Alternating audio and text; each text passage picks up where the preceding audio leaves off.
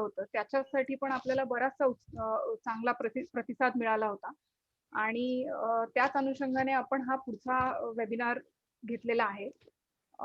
या सारखेच जर आपल्याला अजून काही व्याख्यानं हवी असतील कुठल्या दुसऱ्या टॉपिक्सवरती तर तुम्ही सजेशन्स देऊ शकता आपल्या सजेशन बॉक्समध्ये. आणि MEA ही कायमच आपल्या लोकांच्या मदतीला धावून आलेली आहे. मग तो मागच्या वेळेस कोल्हापूरचं जे काही फ्लड होतं त्यावेळेस असेल, मागच्या लॉकडाऊनमध्ये आपण काही व्हेंटिलेटर्स दिले होते. आत्ता आपण काल एक ॲम्ब्युलन्स डोनेट केली MEA तर्फे. त्या संदर्भात अजून आपल्याला माहिती मिळेलच. महेश भागवत सर जे आहेत ते आपल्याला या संदर्भात अजून थोडी माहिती देतीलच. याच्या व्यतिरिक्त जर आपल्याला असं काही वाटत असेल की कुठल्या एखाद्या विषयावरती व्याख्यान झालं पाहिजे तर तुम्ही नक्कीच सजेशन बॉक्समध्ये सजेस्ट करू शकता. आपण त्यावरती एखादं व्याख्यान एखाद्या चांगल्या व्यक्तीला बोलवून त्यांचं आपण आयोजित करू शकतो. परवाच्या आपल्या कालच्या मेडिकल कॅम्पला पण चांगला रिस्पॉन्स मिळाला. आपण कालच्या मेडिकल कॅम्पमध्ये जवळ 81 बॉटल्स आणि 12 प्लाझ्मा आपण डोनेट करू शकलो. ही एक चांगली अचिव्हमेंट होती आपली. आपण कालच दगडूशेठ हलवाई ट्रस्टला एक फुल इक्विप्ड ॲम्ब्युलन्स सुद्धा घोरपडे साहेब चॅरिटेबल ट्रस्टला दगडूशेठच्या डोनेट केलेले आहे. मी पुन्हा सर्वांचं MEA तर्फे आजच्या व्याख्यानामध्ये स्वागत करते आणि मी महेश भागवत सरांना विनंती करते की त्यांनी CWG च्या संदर्भात आपल्याला थोडी माहिती करून द्यावी. MEAचे उपक्रम मी आता सांगतो की कालच आपण प्लाझ्मा डोनेशन आणि ब्लड डोनेशन कॅम्प केला होता सिद्धी बँक्वेट हॉलला. तिथे आपल्याला जवळपास 80 रक्त च्या पिशव्या आपण दान केल्या ह्याच्या हॉस्पिटलला. त्याचबरोबर रुग्णवाहिका दिलेली आहे. नमस्कार मित्रांनो, मी महेश भागवत MEAचा सदस्य आहे. काही दिवसापूर्वी जेव्हा कोविडचं संकट आलं त्यावेळेला काही समविचारी मित्रांनी एकत्र येऊन सोनू सूद सारखे बाहेरच्या राज्यातील लोक जर आपल्या महाराष्ट्रात मदत करतायत तर आपण काहीतरी करायला पाहिजे. ह्या विचाराने कोविड वॉरियर ग्रुप हा स्थापन केला. त्याचा आम्ही शॉर्ट फॉर्म केला CVG. त्या सगळ्या वॉरियर ग्रुपला MEAचे अध्यक्ष व MEAच्या कमिटीने आम्हाला भरपूर सहाय्य करून आर्थिक, मानसिक, बाकी सगळ्या गोष्टीने आम्हाला सपोर्ट केला. तो ग्रुप आमचा स्थापन केल्यावरती आम्ही त्या ग्रुपचे काही ठराविक विषय हे घेतलेले आहेत. ते मला तुम्हाला सांगू इच्छितो मी. आपण त्या वॉरियर ग्रुप तर्फे सगळ्यात महत्वाचं म्हणजे आज जो प्लाझ्माचा शॉर्टेज आहे तो प्लाझ्मा आपण सप्लाय करतो. प्लाझ्मा देताना आपण डोनर पण आपल्याकडे तयार असतात. ते डोनर देऊन संबंधित व्यक्तीला जे रात्री, अपरात्री किंवा सकाळी लवकर जर प्लाझ्मा लागला तर आपण तो प्लाझ्मा त्याला मिळवून देतो. शिवाय त्याच्यानंतर आपल्याला जर काय होम आयसोलेशनचा पेशंट थोडा सिरियस झाला व त्याला ऑक्सिजन बेडची आवश्यकता लागली तर त्याची कंडिशन चेक करून त्याचा ऑक्सिमीटरवरचे काउंट्स घेऊन संबंधित डॉक्टरांशी बोलून आम्ही त्याला कोविडच्या वॉर्डमध्ये शिफ्ट करायचा प्रयत्न करतो. ज्याच्यामध्ये अनेक आमचे 100 ते 200 सदस्यांच्या ओळखीच्या हॉस्पिटलचे डॉक्टरच्या मार्गदर्शनाखाली आम्ही तो प्रयत्न करतो.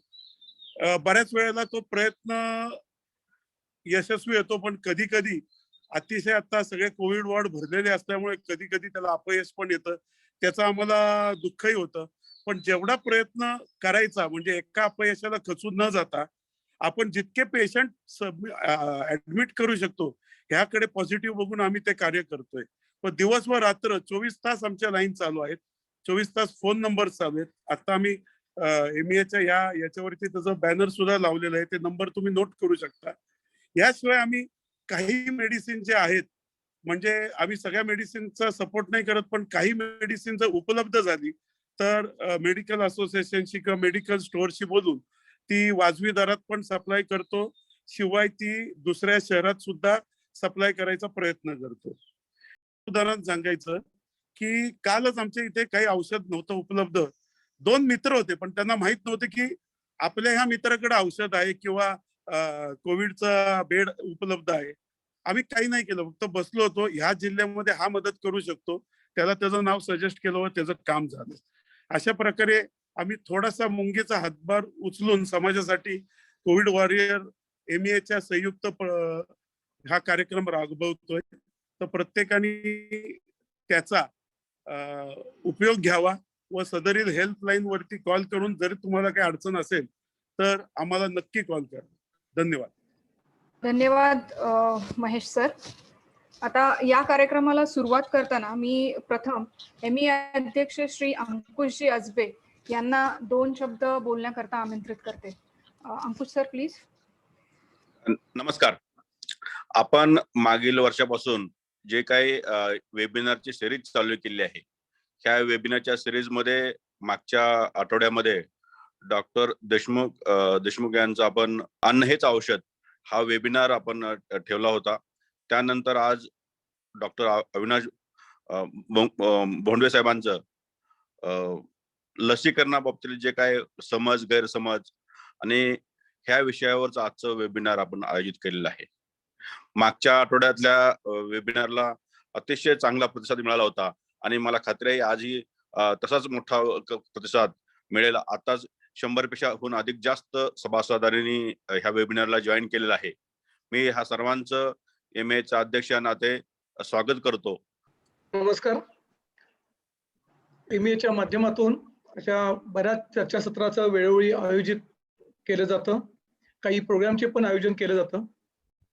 याच कार्यक्रमापैकी आजचा एक कार्यक्रम तो म्हणजे या करोनाच्या महामारीमध्ये या आजाराबद्दल बऱ्याच लोकांच्या ज्या काही शंका आहेत, काही गैरसमज आहेत, ते आज आपण डॉक्टरांच्याकडनं समजून घेणार आहोत. त्यांचं आपल्याला मार्गदर्शन मिळणार आहे. तसं डॉक्टर सरांची वेगळी ओळख करून द्यायची आवश्यकता नाहीये, कारण मागच्या लॉकडाऊन पासून आपण त्यांना नेहमी मराठी हिंदी चॅनलवर वैद्यकीय विश्लेषक म्हणून पाहतोय.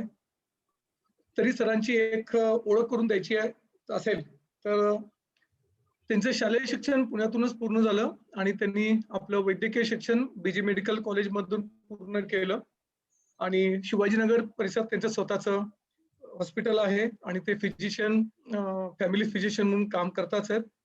पण ह्या वैद्यकीय व्यवसाय सांभाळून ते सामाजिक कार्यात पण खूप इन्व्हॉल्ड आहेत. रोटरीच्या माध्यमातून त्यांनी बऱ्याच डिस्ट्रिक्ट पोस्ट आतापर्यंत सांभाळल्या. त्याच्यावरून त्यांनी सामाजिक कार्यात भरपूर भाग घेतला आहे. त्यांची अजून एक ओळख करून देता येईल ती म्हणजे सर एक उत्तम लेखक आहेत. त्यांची आतापर्यंत 12 पुस्तकं प्रकाशित झालेली आहेत आणि माझ्या माहितीप्रमाणे येत्या 6 महिन्यामध्ये अजून 3-4 पुस्तकं त्यांची प्रसिद्ध होतील. आतापर्यंत सरांचे 5000हून अधिक लेख मॅगझिन मध्ये वृत्तपत्रामध्ये आलेले आहेत. विविध न्यूज चॅनलवर त्यांचे हजारोहून अधिक मुलाखती झालेल्या आहेत, व्याख्यानं झालेले आहेत. या दरम्यानच्या काळात सरांना काही पारितोषिक पण मिळालेत. त्याचा एक जाणीवपूर्वक उल्लेख केला पाहिजे. तो म्हणजे 2013चं डॉक्टर ऑफ द इयर हा एक वैद्यकीय क्षेत्रामधला एक नावाजलेला पुरस्कार सरांना मिळालाय. महाराष्ट्र राज्य पत्रकार महासंघाचा पुरस्कार सरांना मिळालाय. त्याचबरोबर गेल्या वर्षी राज्यपालांच्या हस्ते करोना वॉरियर म्हणून जो सत्कार झाला तो विशेष सत्कार सरांचा महाराष्ट्र राज्याकडनं करण्यात आला होता.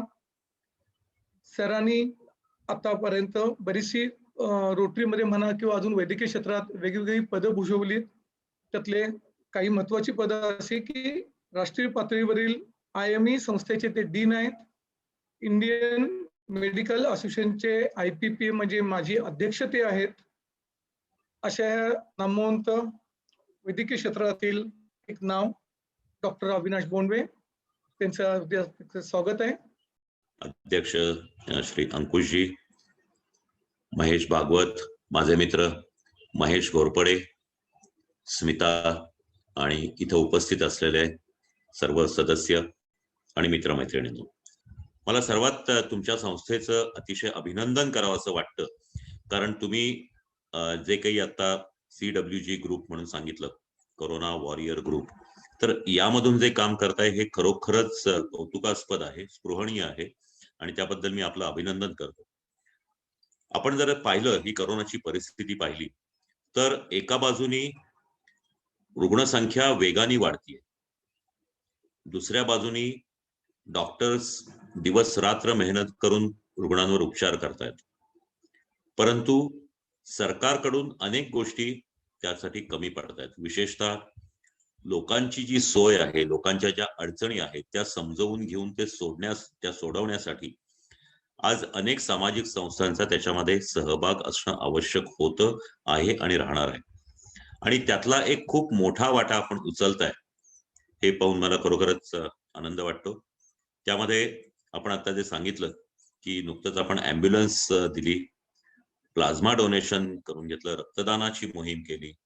त्याचप्रमाणे आपण त्या CWG ग्रुप कडून जे बेड्स मिळत नाहीत अशा रुग्णांना मदत करता, अशा रुग्णांच्या नातेवाईकांना मदत करता, ज्यांना ऑक्सिजनचा प्रॉब्लेम आहे, तुमच्या सदस्यांचे ऑक्सिजन प्लांट आहेत तिथून तुम्ही मदत करताय.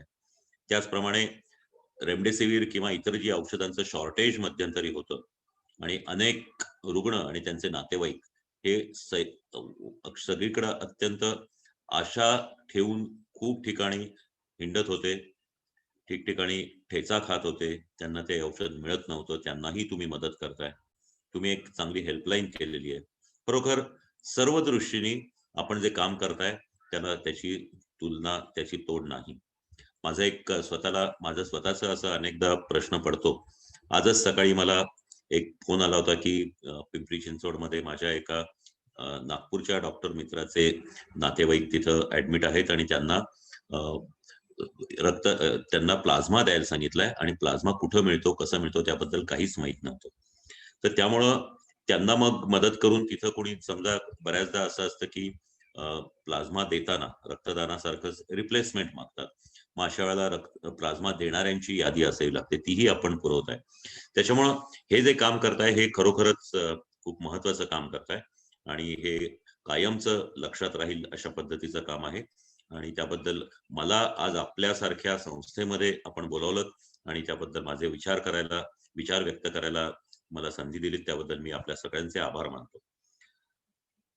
कोरोनाची जी भारतामध्ये किंवा जगामध्ये सुरुवात झाली ती जगामध्ये जानेवारी 2020च्या पहिल्या तारखेला झाली. ज्यावेळेला आपण सगळे 2020चं आगमन करण्यासाठी किंवा आगमन सेलिब्रेट करत होतो, 31 डिसेंबर साजरा करत होतो, त्यावेळेला चीनच्या वुहान मधून तिथल्या आरोग्य संस्थेच्या डॉक्टरांचा फोन WHO ला गेला की आमच्याकडे एक खूप वेगळा विषाणू सापडलाय आणि असंख्य लोक न्यूमोनियाने आजारी आहेत, काय करावं आम्हाला कळत नाही. आणि त्यावेळेला परिस्थिती अशी होती की हा विषाणू कोणाला माहित नव्हता, त्याला नावही नव्हतं, त्याचे गुणधर्म काय आहेत, ते कसे रोखायचे, त्याच्यासाठी प्रतिबंधक उपाय काय आहेत, त्याचं औषध काय आहे, याबद्दलही कोणालाही माहिती नव्हती, संपूर्ण जगात कोणालाही माहिती नव्हती. आणि त्यानंतर जी मोहीम सुरू झाली त्यानंतर हा आजार वाढत गेला. होता करता करता आज साधारणतः 15 महिन्यांनी जगामध्ये तब्बल 15,72,00,000 लोक यांनी बाधित झालेत. 15,72,00,000 म्हणजे जवळजवळ 16 कोटी लोक आजपर्यंत बाधित झालेत. दिवसाला 8,29,000 रुग्ण बाधित होत आहेत संपूर्ण जगात आणि 32,79,000 मृत्यू झालेले आहेत.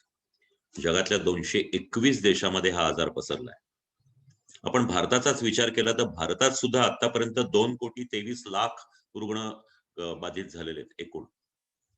आणि आपण जर पाहिलं तर दिवसाकाठी 4 लाख किंवा त्यापेक्षा जास्त रुग्ण रोजच्या रोज सध्या बाधित होत आहेत. आतापर्यंत भारतात 2.5 लाख लोकांचा मृत्यू कोरोनामुळे झालाय. महाराष्ट्रात सुद्धा जवळजवळ आजपर्यंत 50,53,000 लोक बाधित झाले आणि 75,277 जणांचा मृत्यू झालाय. आपण जर पाहिलं तर सुरुवातीला महाराष्ट्रामध्ये ही साथ सुरू झाली 9 मार्चला आपल्या पुण्यातच पहिला रुग्ण सापडला आणि तेव्हापासून रुग्णसंख्या जी वाढत गेली ती सप्टेंबरमध्ये 23 तारखेला 23,000 रुग्ण होते आणि होता करता करता त्याला उतार होऊन तो जानेवारी पर्यंत ते 1,800 ते 2,000 पर्यंत कमी झाले. ही पहिली लाट होती. लाट म्हणजे रुग्णांची संख्या वर जाते खाली येते, ती वर जाते एका परमोच्च बिंदूला जाते आणि त्यानंतर ती खाली यायला लागते. त्याच्यामुळे त्याचं जे ग्राफ किंवा त्याचं जे चित्र आहे ते एखाद्या लाटेसारखं दिसतं. आपण समुद्र किनाऱ्यावर जातो त्यावेळेला लाटांमागून लाटा येत असतात. एक लाट आली की थांबलं असं होत नाही, दुसरी लाट येते. सर्व हे जे साथीचे आजार असतात, विशेषतः ज्याला महामारी म्हणतात, पॅन्डेमिक म्हणतात. पॅन्डेमिक म्हणजे सर्व जगात पसरलेली साथ. एपिडेमिक म्हणजे काही भागात पसरलेली साथ किंवा संसर्गजन्य साथ. तर ही पॅन्डेमिक ज्यावेळेला पसरते त्यावेळेला अशा प्रकारे लाटांमागून लाटा येतात. त्यामुळं पहिली लाट ओसरत असतानाच आम्ही अनेकदा असं सर्व सरकारला आणि आरोग्य खात्याला सांगितलं होतं की आता दुसरी लाट येणार आहे.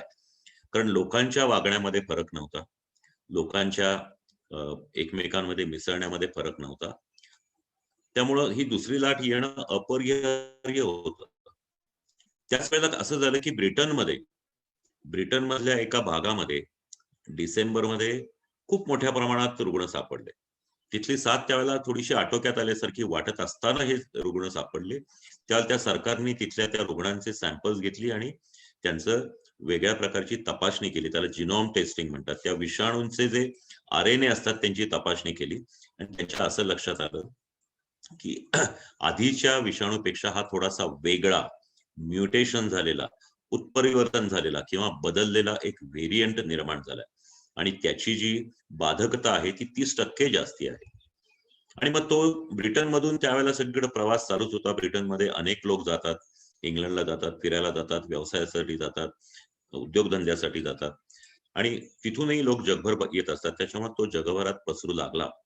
त्यावेळेला महाराष्ट्रामध्ये आपल्या पुण्याच्या NIV मध्ये त्याच्यापैकी काही रुग्णांना संशोधन केलं गेलं त्यांच्या बाधित रुग्णांच्या साथीवर आणि असं लक्षात आलं की महाराष्ट्रातल्या अमरावतीमध्ये साधारणतः डिसेंबर-जानेवारीत अमरावतीमध्ये अशा प्रकारचे स्ट्रेन खूप मोठ्या प्रमाणात सापडायला लागले.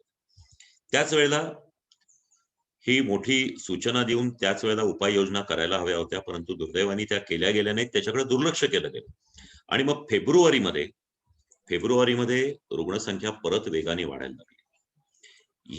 ही कोरोनाची दुसरी लाट आहे हे आपण सांगितलं, परंतु त्यावर सरकारने अगदी सुरुवातीपासूनच दुर्लक्ष केलं किंवा अशी दुसरी लाटच नाही. दुसरं एक आमच्या असं लक्षात आलं होतं की फेब्रुवारीमध्ये लोकांमध्ये जी लक्षणं दिसत होती ती बदलली होती. म्हणजे आधी ताप यायचा, पण आताही ताप येतो, पण तो 2-3 दिवसात कमी होतो. सर्दी खोकला थोडासाच असतो, परंतु कुठलंही लक्षण नाही किंवा अगदी सौम्य लक्षणं आहेत अशा प्रकारचे रुग्ण जास्ती दिसायला लागले होते. त्याच वेळेला कधी नव्हे ते डोळे लाल होणं, तोंडाची चव जाणं, नाकाचा वास जाण्याचे रुग्ण आधी होते, पण इथं जवळजवळ सर्व रुग्णांचा नाकाने वास घेण्याची जी क्षमता असते हा वास जात होता. काहींच्या अंगावर फक्त रॅशेस येत होते, काहींना उलट्या जुलाबत होते. अशा प्रकारे लक्षणंही बदलली आणि सर्वात महत्वाचं म्हणजे हा जो आपण पहिल्या लाटेमध्ये 60 वर्षावरच्या लोकांना जास्ती बाधा होत होती किंवा ज्यांना कोमॉर्बिड कंडिशन सहव्याधी आहेत अशा लोकांना जास्ती बाधा होत होती, तेही बदललं. कारण 20 ते 45 वर्षाचा जो वयोगट आहे या लोकांना जास्ती व्हायला लागला हा त्रास. त्याच्यामुळं आजाराचा जो प्रसाराचा जो वेग होता तोही जवळजवळ दुपटी-तिपटीने वाढला. म्हणजे पहिल्या लाटेमध्ये 9 मार्च 2020 ला सुरू झालेल्या लाटेचा सर्वोच्च बिंदू म्हणजे ती लाट सर्वात जास्त 23 सप्टेंबरला होती. त्यावेळेला 23,000 रुग्ण हा महिन्यातला जो काळ होता ती रुग्णसंख्या होती ही या दुसऱ्या लाटेमध्ये केवळ 1.5 महिन्यामध्ये म्हणजे 15 मार्चलाच क्रॉस झाली आणि त्यानंतर मग 30,000, 40,000, 50,000 या वेगाने रुग्ण वाढायला लागले आणि शेवटी 25 मार्चला ज्या वेळेला केंद्र सरकारने असं सांगितलं की ही दुसरी लाट आहे महाराष्ट्रात आणि महाराष्ट्रात वेगळा विषाणू आलेला आहे, त्यावेळेला सगळ्यांचा डोक्यात प्रकाश पडला की हो हा दुसरा विषाणू आहे. तोपर्यंत बदललेला विषाणू नाही अशा प्रकारे सगळीकडे सांगितलं जात होतं. त्याच्यामुळे थोडासा तो उशीर झाला आणि रुग्णसंख्या खूप वेगाने वाढायला लागली. पहिल्या लाटेमध्ये जे घडलं तेच दुसऱ्या लाटेमध्ये घडलं की केवळ बेड्स हे अजिबात कमी पडायला लागले. रुग्णांना अनेकदा या हॉस्पिटलमधून ते ऑक्सिजन बेडही मिळत नव्हते. कोविड सेंटर्स जी काढली होती, जम्बो कोविड सेंटर काढली होती, ती डिसेंबरमध्ये दूरदृष्टी न ठेवता ते बंद केली. त्याच्यामुळं फक्त ज्यांना विलगीकरण करायचंय अशा प्रकारचे विलगीकरण कक्ष किंवा कोविड केअर सेंटर्स सुद्धा उपलब्ध होत नव्हती. ऑक्सिजन कमी पडायला लागला. ऑक्सिजन महाराष्ट्रामध्ये साधारणतः पहिल्या लाटेमध्ये 800 मेट्रिक टन रोज व्हायचा, त्याचं क्षमता वाढवून 1200 मेट्रिक टन केली. परंतु ही रुग्णसंख्या ही दुसरी लाट एवढी प्रचंड होती की केवळ ही लाट नव्हती तर सुनामी म्हणावी अशा पद्धतीची ही लाट होती. आणि त्यामध्ये हा जो ऑक्सिजनची गरज होती ती 1200 ची 2400 ठिकाणी ऑक्सिजन नाही आणि ऑक्सिजन नसल्यामुळे रुग्ण मृत्युमुखी पडायला लागले. त्याच वेळेला याच मोठ्या संख्येमध्ये रुग्ण दाखल झाल्यामुळं रेमडेसिवीर सारखी जी औषधं होती की जी सर्व रुग्णांना वेळेतच वापरली तर त्याच्यामध्ये त्याच्या शरीरातली जो विषाणूची संख्या असते ती रोखली जाते आणि साहजिकच त्याचा आजार वाढण्याचं कमी होतं किंवा आजार फार लवकर वाढत नाही. ते इंजेक्शनही मिळत नव्हतं. यामध्ये नियोजनाचा अभाव होता की साधी गोष्ट होती की ज्या वेळेला रुग्णसंख्या होत असते त्यावेळेला कुठल्याही एका दिवसाची जी रुग्णसंख्या आहे तर ट्रेंड असा होता की साधारणतः 10% 90% लोकांना हॉस्पिटलमध्ये ऍडमिट करायला लागत नव्हतं. 10% लोकांनाच लागत होतं. मग आता या 10% लोकांना ऑक्सिजन कमी पडला म्हणून आपल्याला हॉस्पिटलमध्ये ऍडमिट करायला लागतं. आणि याच काळामध्ये सुरुवातीच्याच काळामध्ये ज्यावेळेला ऑक्सिजन कमी आहे, रुग्णाला नुकतंच इन्फेक्शन झालेलं आहे, अशा रुग्णाला जर रेमडेसिवीर दिलं तर तो त्याचा आजार वाढत नाही आणि तो लवकर बरा होतो. त्यामुळे रेमडेसिवीर हे दिलं जात होतं. पण त्याचा अंदाज घेतला गेला नाही की आज समजा 50,000 रुग्ण आले तर 5,000 रुग्णांना लागणार आहे, प्रत्येकाला 6 इंजेक्शन्स लागतात, म्हणजे 30,000 लागणार आहेत आज. असं पुढचं प्रोजेक्शन करून जे काही आपल्याला त्याचं नियोजन करायला हवं होतं ते केलं गेलं नाही. ते राज्य सरकारनेही केलं नाही, केंद्र सरकारनेही केलं नाही आणि त्याच्यामुळं हा एक मोठ्या प्रमाणामध्ये तुटवडा निर्माण झाला आणि अनेक रुग्णांचे आणि त्यांच्या नातेवाईकांचे हाल झाले.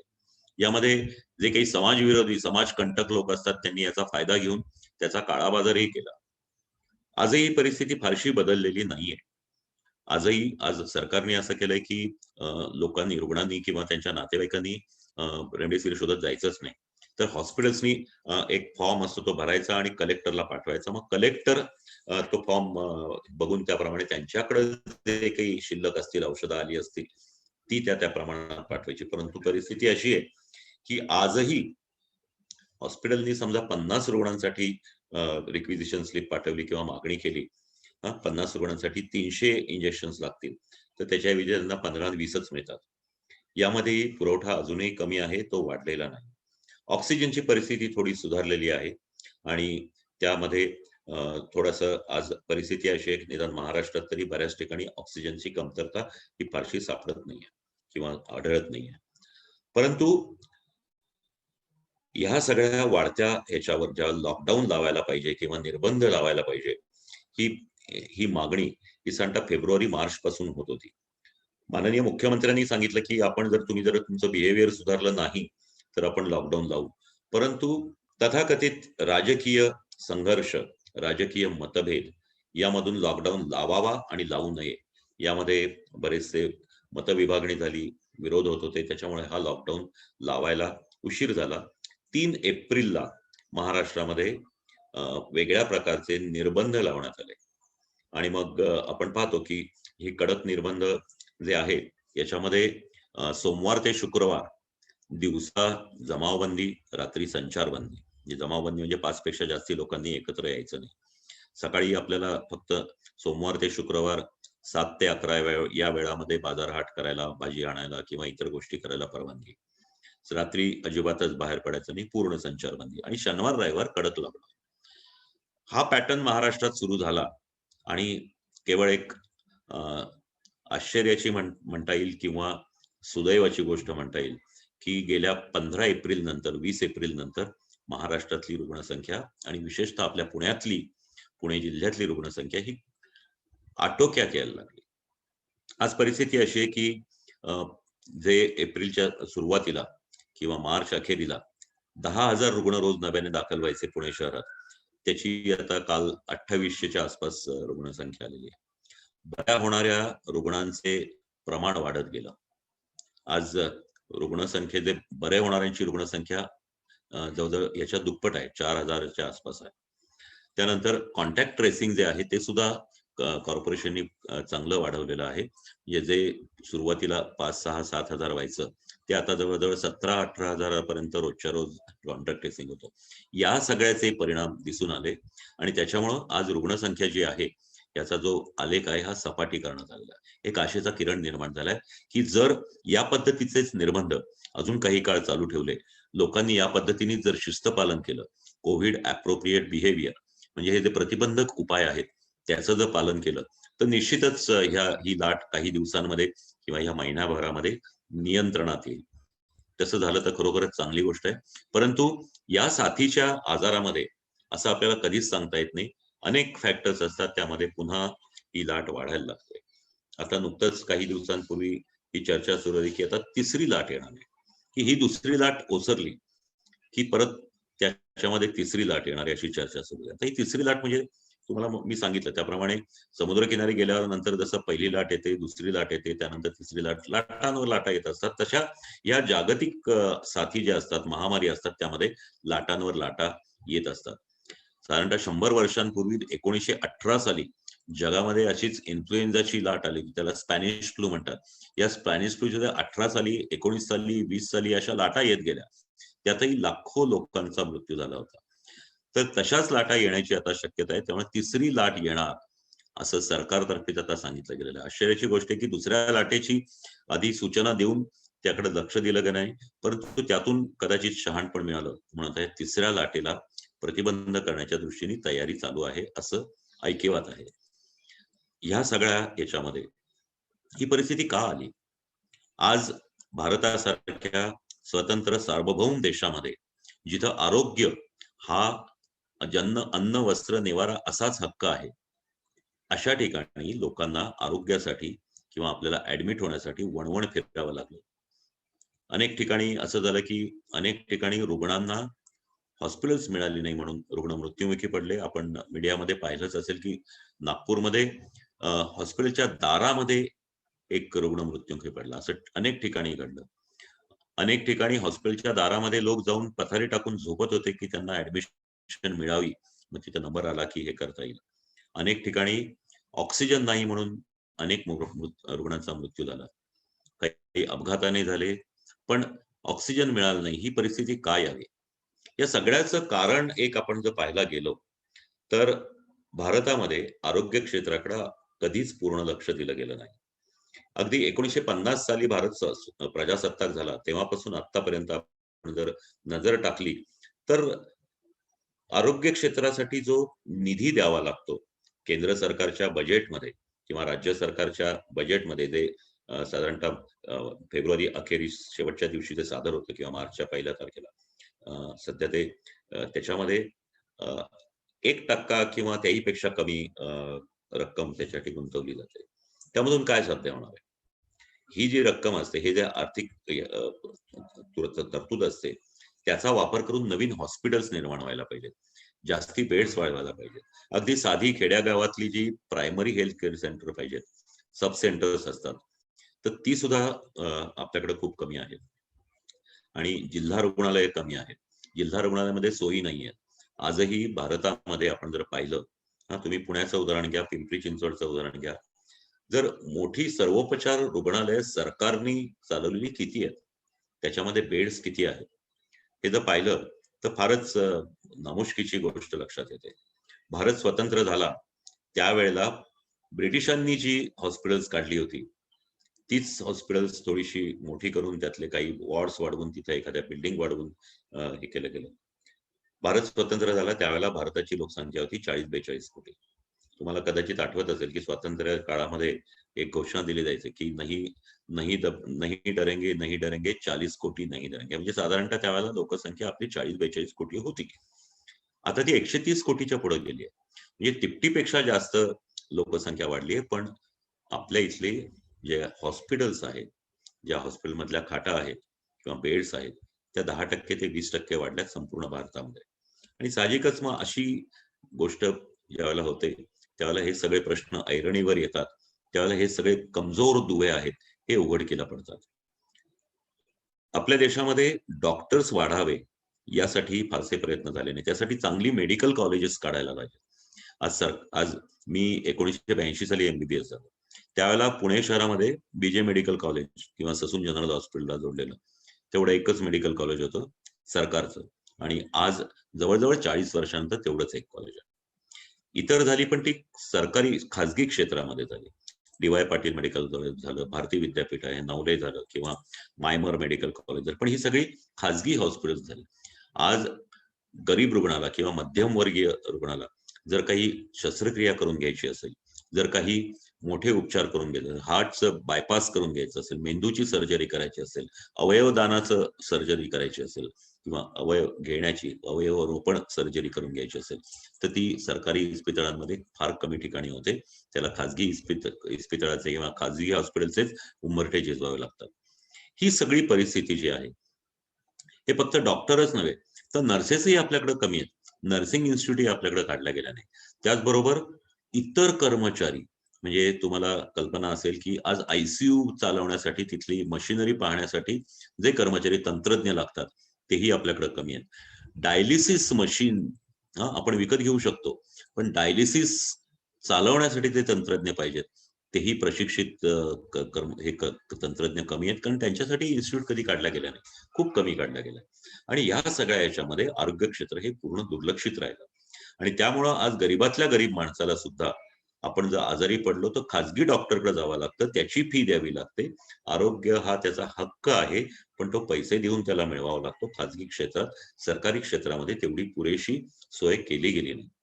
आणि ह्या सगळ्यामुळं ही साथ जी आहे ही आटोक्यात आणता आली नाही. त्याचबरोबर दुसरी एक महत्वाची गोष्ट आहे ती म्हणजे ह्या साथीमध्ये ज्या वेळेला ही साथ डिक्लेअर झाली, त्यावेळेला या साथीचं नियोजन हे संपूर्णपणे प्रशासकीय लोकांकडे दिलं गेलं. म्हणजे केंद्रीय आरोग्य सचिव, मग प्रत्येक राज्याचे आरोग्य सचिव, त्यानंतर प्रत्येक जिल्ह्याचे कलेक्टर, डेप्युटी कलेक्टर, त्यानंतर ज्या काही कॉर्पोरेशन्स आहेत तिथले कमिशनर्स, यांनी ही मोहीम चालवली, यांनी हा नियंत्रणाचा गोष्टी सुरू केल्या. परंतु हे निष्णात आहेत, हे अत्यंत कर्तव्यदक्ष आणि खूप चोख काम करणारे लोक आहेत, पण वैद्यकीय क्षेत्रातले जे ज्ञान आहे त्यामध्ये ते कमी पडतं. ह्या गोष्टी आरोग्य खात्याकडेही दिल्या गेल्या नाही. नंतर लक्षात आल्यानंतर एक टास्क फोर्स नावाचा एक हे निर्माण केला गेला की ज्या योगे या साथीबद्दल नियंत्रण करता येईल. परंतु दुर्दैवाची गोष्ट अशी आहे की त्यांचेही सर्व मागण्या किंवा त्यांचेही सर्व सल्ले हे अजिबात पाळले जात नाही. ते मला पर्सनली माहिती आहेत. महाराष्ट्र टास्क फोर्स मधले सर्व सदस्य अतिशय परिचित आहेत. आज परिस्थिती अशी आहे त्यामुळं की ही जे साथ आज भारतामध्ये हाताबाहेर चालल्यासारखं दिसतंय, आणि याचं कारण हे नियोजन आपलं फसलेलं आहे. यासाठी जे वेळोवेळी योग्य वेळी निर्णय घेऊन त्याचं अंमलबजावणी करणं हे फारसं होत नाही. याच्यामध्ये राजकारण जास्ती आलं. याच्यामध्ये लोकांना इव्हन ज्यावेळेला करोनाची साथ आली त्यावेळेला लोकजागृती करण्यासाठी फारसे प्रयत्न केले गेले नाहीत. एक लक्षात घ्या की समाजसेवी संस्थांनी तुमच्यासारख्या काम केलं, परंतु जे सरकारतर्फे किंवा राजकीय पक्षांतर्फे यापेक्षाही 50 पट 100 पट काम व्हायला पाहिजे होतं, ते झालं नाही. हे फक्त मी महाराष्ट्रातलं नाही म्हणते, संपूर्ण भारतात म्हणतोय, आणि इव्हन जगातही तीच परिस्थिती आहे. आज लसीकरण मोहीम चालू आहे, पण त्यामध्येही अनेक दोष आहेत. सर्वात प्रथम म्हणजे आपल्या देशातल्या 130 कोटी लोकांपैकी 117 कोटी लोकांचं लसीकरण करायचंय असं भारताची जी आरोग्य खात्याची MOHFW ही जी साईट आहे त्याच्या आरोग्य खात्याच्या त्या साईटवर याच्याबद्दल लिहिलंय. पण या 117 कोटी लोकांना एका वर्षात आपल्याला लसीकरण करायचं हे ठरवलं नाही, त्याची डेडलाईन ठरवली नाही. कारण ही लस जी आहे, ही लस, ह्या लसीचा परिणाम अजून जाहीर झाला नाही, पण तो जास्तीत जास्त 1 वर्ष टिकेल असं बोललं जातं. म्हणजे एका वर्षात आपण जर लसीकरण केलं नाही तर जे उरलेले आहेत ते परत आधीचे पण परत त्याच्यामध्ये जॉईन होतील, कारण त्यांच्या लसीचा इफेक्ट आला नाही. लसीकरण करण्यामागचं कारण असं असतं की लसीकरणाने आपल्याला मोठ्या प्रमाणात सामूहिक प्रतिकारशक्ती किंवा हर्ड इम्युनिटी तयार होत असते, आणि त्यामधूनच आजार नियंत्रणात येतो. हे आपण यापूर्वी केलंय. भारताने यापूर्वी 1980 साली जगातून देवीचा रोग नाहीसा झाला. 70च्या दशकामध्ये घरोघरी शाळांमध्ये जाऊन देवीची लस दिली गेली, अक्षरशः काही महिन्यात. पोलिओचं मोठं उदाहरण आहे. माझे इथं काही रोटरियन मित्र आहेत, हेही सांगतील की 95 सालापासून खूप मोठ्या प्रमाणात लसीकरण केलं गेलं 5 वर्षाखालील मुलांचं, आणि आजही आपण करतोय. आणि त्यामुळं 2015 सालात 14 सालानंतर भारतातून पोलिओ नष्ट झाला. हे आपण करोनासाठी करण्यासाठी एक उद्दिष्ट, टाइम बाउंड उद्दिष्ट ठरवायला पाहिजे. 117 कोटी लोकांचं जर लसीकरण करायचं तर तेवढा लसीचा साठा किंवा उत्पादन आपण करायला पाहिजे, त्याचं नियोजन करायला हवं होतं, ते केलं गेलं नाही. आणि आताही आपण पाहिलं तर त्या पद्धतीने वेग वाढवण्यासाठी लसीकरण केंद्र मोठ्या प्रमाणात वाढवायला पाहिजेत, तीही वाढवली नाही. आज परिस्थिती अशी आहे की फक्त सरकारी दवाखान्यातच लस दिली जाते. खाजगी हॉस्पिटल्समध्ये दिली जात होती, ती कधी चालू कधी बंद अशी परिस्थिती आहे. आता नुकतंच 30 एप्रिलला सर्व खाजगी हॉस्पिटलमधली लस बंद करण्यात आली. का? आपल्याला लसीकरण केंद्र वाढवली पाहिजेत. उलट आमचं तर म्हणणं असं आहे की आम्ही डॉक्टर्स, मी आता गेली 38-39 वर्ष प्रॅक्टिस करतो. आतापर्यंत हजारो लहान मुलांना लस दिलेली आहे, मोठ्या माणसांना लस दिलेली आहे.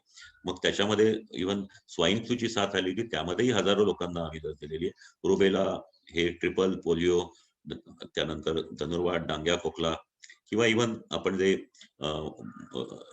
मीजल्स म्हणजे गोवर, हेपॅटायटिस ए, बी, ह्या लसी हजारो मुलांना दिलेल्या आहेत. आज भारतातल्या लाखो डॉक्टरांनी दिल्या आहेत. मग का नाही छोटी क्लिनिक्स, छोटी हॉस्पिटल्स त्यांना तुम्ही परवानगी देत? हे लस सर्वत्र उपलब्ध झाली रिस्ट्रिक्टेड रेटमध्ये, तर याहीपेक्षा आपण लसीकरणाचा वेग वाढवू शकू आणि सामूहिक इम्युनिटी जी आहे, सामूहिक प्रतिकार शक्ती जी आहे, हर्ड इम्युनिटी, ती मोठ्या प्रमाणात आणि वेळेत आपण निर्माण करू शकू आणि ही जी करोनाची साथ आहे ती नियंत्रणात आणू शकू. लक्षात घ्या, करोनाची साथ नियंत्रणात आणायला कुठलंही औषध नाही. करोनाचा जो विषाणू आहे तो कुठल्याही औषधाने बरा होत नाही. स्वाईन फ्लूच्या वेळेची आठवण सांग, त्यावेळेला जी लस आली ती मुक्त बाजारात होती. आम्ही हजारो लोकांना दिले, अनेक कॅम्प्स केले, कुणालाही काही साईड इफेक्ट आले नाही, रिॲक्शन आले नाही. आजही येत नाहीये. आज भारतातल्या 16 कोटी पेक्षा जास्ती लोकांना लस दिली आणि हाताच्या बोटावर मोजण्या इतके छोटे काही साईड इफेक्ट आलेले आहेत. मग का नाही आपण ओपन करत? तर तिथं कुठेतरी फसतंय. हे जे नियंत्रण केंद्र सरकारचं याच्यावर नियंत्रण आहे, त्याच्यामध्येही बरेच प्रश्न आहेत. विशेषतः कशासाठी सगळ्यांची नावं नोंदवली पाहिजेत, कशासाठी सगळ्यांचा डेटा सरकारला पाहिजे. त्या उलट आतापर्यंत हा राष्ट्रीय मोहीम आहे. अशा प्रकारच्या अनेक राष्ट्रीय मोहिमा या भारतात झालेल्या आहेत.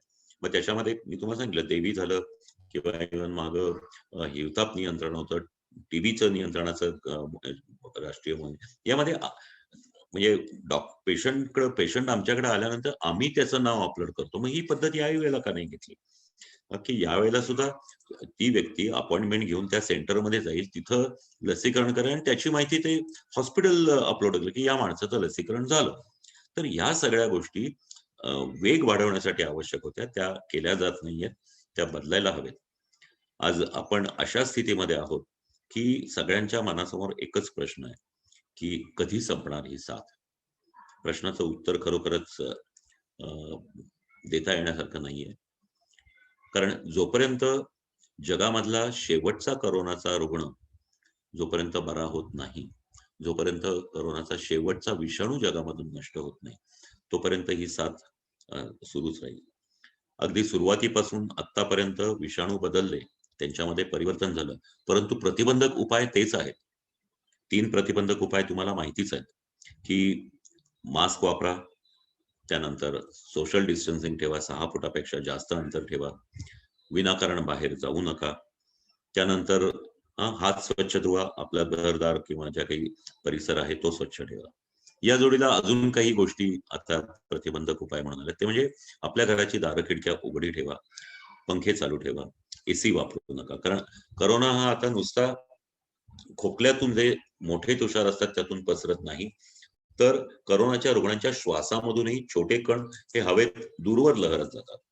म्हणजे माझ्या पलीकडच्या बिल्डिंग मध्ये एखादा करोनाचा रुग्ण असेल, तो बोलत असेल तर त्याच्या उच्छवासामधून जे विषाणू येतात ते पसरत मला पलीकडे 2 बिल्डिंग पलीकडे माझ्या शरीरामध्ये किंवा माझ्या श्वासामध्ये जाऊ शकतात. त्याच्यामुळं त्याला उपाय म्हणजे तुमच्या घरामध्ये हवा खेळती ठेवणं, आले वारे गेले वारे. तर हे केलं जात नाही, हे आपण करायला पाहिजे. आणखीन एक सर्वात महत्वाची गोष्ट म्हणजे भारतामध्ये आपल्याकडं ही एक पद्धत असते की सर्दी खोकला झाला की कशाला डॉक्टरकडे जायचं, कशाला औषध घ्यायचं. बरेचसे लोक औषधच घेत नाही. हो, मला आईस्क्रीम खाल्लं म्हणून सर्दी झाली, मी पंख्याखाली झोपलो म्हणून सर्दी झाली, परवा पाऊस पडला थोडासा भिजलो म्हणून सर्दी झाली, काहीतरी खाल्लं म्हणून जुलाब झाले, असं हे करून दुर्लक्ष केलं जातं. होईल बरं, किंवा मग काहीतरी किरकोळ औषध घेतलं जातं मेडिकल स्टोअरमध्ये जाऊन, प्रिस्क्रिप्शन शिवाय कुठलं तरी औषध काही मागून परस्पर घेतलं जातं आणि आजार अंगावर काढला जातो. नेमकं इथंच फसतंय ते म्हणजे हे जी लक्षणं आहे ती करोनाची लक्षणं असू शकतात. त्याच्यामुळं ही जे लक्षण, हा चौथा नियम महत्वाचा, की तुम्हाला कुठलंही लक्षण आलं तर त्वरित तुमच्या डॉक्टरांचा सल्ला घ्या. त्यांनी जर तुम्हाला सांगितलं की तुम्ही करोनाची टेस्ट करून घ्या, RT-PCR करून घ्या, तर करा. तेही टाळू नका. अनेक रुग्ण मी पाहतो की ते करत नाहीत आणि मग नंतर ज्यावेळेला आजार हाताबाहेर जातो त्यावेळेला मग लोक जागे होतात. कित्येकदा 8 दिवसापूर्वी ज्यांना टेस्ट करायला सांगितली असते ते लोक 8 दिवसांनी येतात. त्यावेळेला त्यांना खोकला झालेला असतो, दम लागलेला असतो, ऑक्सिजन लेवल पाहिली तर ती 80 पर्यंत उतरली असते. मग हा माणूस जगतोय का मरतोय अशा अवस्थेमध्ये हॉस्पिटल. तर थोडक्यामध्येच काळजी घ्या. इथून पुढे जी तिसरी लाट येणार आहे त्याच्यामध्ये लहान मुलांना त्रास होणार, त्याच्याबद्दलही आपण बोलू. पण ह्या ज्या गोष्टी आहेत ह्या गोष्टी प्रकर्षाने लक्षात घ्या. आणि सर्वात महत्वाचा उपाय जो आहे प्रतिबंधक उपायामध्ये, तुम्हाला जर कुठलाही आजार असेल, डायबिटीस असेल, ब्लड प्रेशर असेल, तर तो पूर्ण नियंत्रणात ठेवा. वरचेवर डॉक्टरांचा सल्ला घ्या. कारण ह्या सहव्याधी असतील तर तुम्हाला करोनाचा तुम्हाला संसर्ग झाल्यावर तो आजार वेगाने वाढतो, अतिशय गंभीर स्वरूप धारण करतो आणि आज मृत्यू दरामध्ये किंवा मृत्यू पावलेल्या लोकांमध्ये कोमॉर्बिड कंडिशन्स किंवा हे आजार असलेल्या लोकांची संख्या जास्ती आहे. आज अनेकदा पाहतो की लॉकडाऊन आहे म्हणून मी माझी शुगर तपासली नाही, म्हणून मी माझा ECG काढला नाही, लॉकडाऊन आहे म्हणून मी बाहेर डॉक्टरकडे गेलो नाही, हे चुकीचं आहे. अगदी लॉकडाऊनच्या मागच्या वेळच्या लॉकडाऊन मध्ये सुद्धा जे रुग्ण आहेत त्यांना डॉक्टरांकडे जायला परवानगी होती, त्या पद्धतीने आपण जाऊ शकता. तर बोलण्यासारखं बरंच आहे, आपण बोलू. पण मला असं वाटतं की आपण यापुढे काही प्रश्नोत्तर जर घेतली तर ते जास्ती सोपं. जास्त वेळ बोलत राहून हे करण्यापेक्षा जे काही तुमच्या डोक्यात प्रश्न असतील, जे काही मुद्दे राहून गेले असतील त्याबद्दल आपण निश्चितच बोलू शकू. थँक्यू. धन्यवाद डॉक्टर. मी आता धनंजय वाळके आणि ज्ञानेश्वरी हिला काही प्रश्न विचारण्यासाठी सांगते. धन्यवाद डॉक्टर. आपण आतापर्यंत जे मार्गदर्शन केलं ते अतिशय मूल्यवान असं आहे. आपल्याकडे साधारण 140 पार्टिसिपेंट्स आहेत. तर आपण पार्टिसिपेंट्स मधून सुद्धा क्वेश्चन्स घेणार आहोत. मी त्यांना विनंती करतो की त्यांनी मध्ये रेज ऑफ हँडचा जो ऑप्शन आहे तो वापरावा. आणि आपल्याकडे लिमिटेड वेळ आहे. जेवढे मॅक्सिमम प्रश्न आपल्याला घेता येतील ते आपण घेणार आहोत. त्यामुळे आपले प्रश्न अगदी थोडक्यात विचारा. सुरुवातीला मी ज्ञानेश्वरीला प्रश्नोत्तर सुरू करायला विनंती करतो. ज्ञानेश्वरी. डॉक्टर धन्यवाद आपण एवढे माहिती दिल्याबद्दल. विराज सरांचा पहिला प्रश्न आहे, विराज गावडे.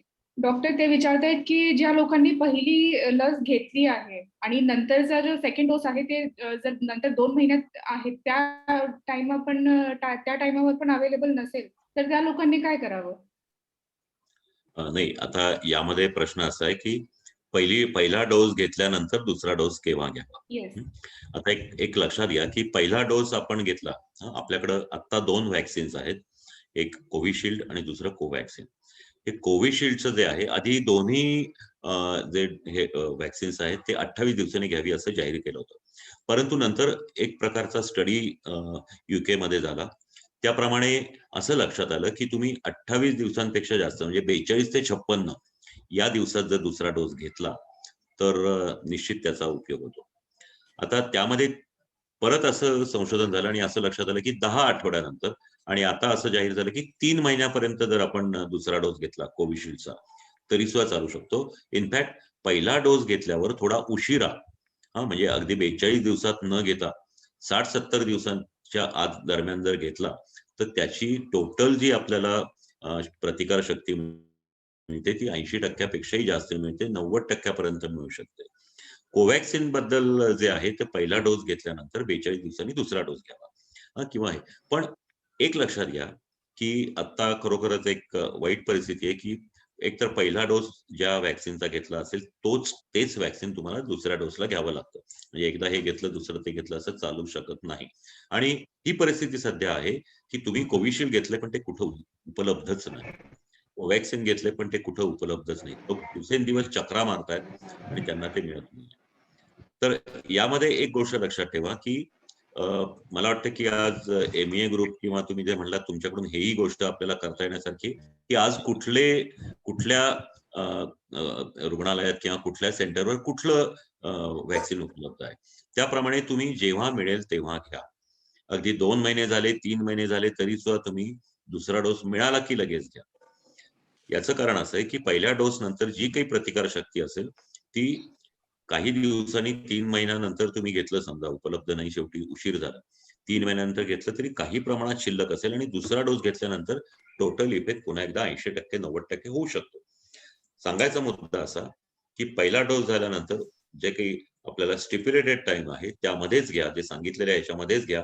पण उपलब्ध नसेल तर उशीर झाला तरी चालेल, पण ते टाळू नका. धन्यवाद सर. धन्यवाद. ह्या व्हॅक्सिन संदर्भातच अजून काही प्रश्न आहेत. जसं की काही लोक म्हणतात की एखादं व्हॅक्सिन हे दुसऱ्या व्हॅक्सिन पेक्षा जास्त इफेक्टिव्ह आहे किंवा जो हा वेळ दिला गेलेला आहे दुसरा डोस घेण्यासाठी, तो जर उलटून गेला असेल, तर त्याचं इफेक्टिव्हनेस कशी आहे काय? याबद्दल काही डॉक्टर आपल्याला सांगता येईल का? तारीख उलटल्याबद्दल मी बोललो आता, पण आपल्याकडे आता 2 व्हॅक्सिन आहेत आणि तिसरं व्हॅक्सिन येऊ घातलंय. ही जी कोव्हॅक्सिन आणि कोविशिल्ड जी व्हॅक्सिन आहे ती त्याची बनवण्याची प्रक्रिया वेगळी आहे, पण दोन्हीचा परिणाम जवळजवळ सारखाच आहे. जर आपण ठरवलेल्या डोस प्रमाणे घेतलं, पहिला डोस कोविशिल्डचा घेतला, त्यानंतर 42 ते 56 दिवसात दुसरा डोस घेतला किंवा 3 महिन्याच्या दुसरा डोस घेतला, तर दुसऱ्या डोस नंतर 15 दिवसामध्ये आपल्याला 80 ते 85% प्रतिकारशक्ती निर्माण होते. आणि कोव्हॅक्सिन मध्ये तसंच आहे की तो 42 दिवसानंतर घेतला तर 80 ते 85% प्रतिकारशक्ती निर्माण होते. त्याच्यामुळे दोन्ही जवळजवळ सारखीच आहे. तिसरं व्हॅक्सिन जे येऊ घातले रशियन व्हॅक्सिन, या रशियन व्हॅक्सिन मध्ये स्पुटनिक व्ही किंवा स्पुटनिक 5 हे जे इंजेक्शन येऊ घातले, याचेही 2 डोस आहेत. आता सांगितलंय त्याप्रमाणे पहिला डोस घेतला की दुसरा डोस 28 दिवसांनी घ्यायचा आहे आणि दुसरा डोस घेतल्यानंतर 15 दिवसांनी त्याची 91.6 म्हणजे जवळजवळ 92% त्याच्यामुळे प्रतिकारशक्ती निर्माण होते. त्याच्यामुळे अगदी कागदावर पाहिलं तर स्पुटनिक व्ही हे जास्ती प्रभावी आहे हे लक्षात येतं. त्याच्यामध्ये असं त्यांनी केलंय की म्हणजे आपल्या या कोविशिल्ड कोव्हॅक्सिन मध्ये पहिला डोस आणि दुसरा डोसचं इंजेक्शन तेच असतं, आतलं औषध तेच असतं, पण स्पुटनिक मध्ये पहिला डोस हा वेगळ्या व्हायरस स्ट्रेन पासून आहे आणि दुसरा डोस हा अजून वेगळ्या व्हायरसच्या स्ट्रेन पासून, म्हणजे व्हायरस ॲडिनोमाचा क्युम्युलेटिव्ह म्हणजे एकत्रित इफेक्ट हा जास्ती मिळतो असं सांगण्यात आलेलं आहे. चौथं एक व्हॅक्सिन येऊ घातले, त्याला कालच परवानगी मिळाली, म्हणजे स्पुटनिकच रशियन व्हॅक्सिनचं लाईट, स्पुटनिक लाईट म्हणून. हे एकच इंजेक्शन घेतलं तर साधारणतः 1.5 महिन्यामध्ये तुम्हाला 80% प्रतिकारशक्ती मिळू शकते. तर हे अशा अनेक हे आहेत, परंतु मी असं सांगेन की आपल्याला जे उपलब्ध असेल तेच व्हॅक्सिन घ्या. जे हे नंतर उपलब्ध होईल असं म्हणून वेळ घालवू नका, मग मला तेच घ्यायचंय म्हणून. मला असे अनेक लोक आहेत की जे स्पुटनिक आल्यावर घेऊ म्हणून सांगतात, पण असं उशीर करू नका. एक लक्षात घ्या, हे जे प्रतिकारशक्ती 80% 90% हा जो प्रकार आहे, हा प्रकार हा कागदावर चाचण्यांमधून काढलेला ऍव्हरेज आहे. तुमच्यासाठी ते कदाचित 90% किंवा त्यापेक्षा जास्ती असू शकेल. तर त्यामुळं उशीर करू नका, कारण जितका आपण उशीर करू तितका आपल्याला कोरोना होण्याची शक्यता जास्ती आहे. त्याच्यामुळे तुम्ही निश्चितच डोस जे इंजेक्शन मिळेल ते घ्या, त्याचाच दुसरा डोस घ्या. ह्या विचारासाठी की उद्या मला ते घ्यायचंय, ते आलं की मी घेईन असा विचार करू नका. धन्यवाद डॉक्टर. आपल्याकडे काही लोकांनी हात वर केलाय. जया मॅडम, आपण आपला प्रश्न विचार. डॉक्टर, मला एक प्रश्न आहे की काही दिवसापूर्वी युरोपियन युनियन आणि UK मध्ये जो कोविशिल्डला 30 वर्षाच्या खाली जे काही 5 लाखामध्ये 67 चाचण्या त्यामध्ये ब्लड क्लॉट आढळून आले व त्यांनी सजेस्ट केलं की 30 वर्षाखालील एक्स्पेशली मुलींनी ते व्हॅक्सिन टाळावं, तर त्याच्याबद्दल थोडासा प्रकाश टाकावा.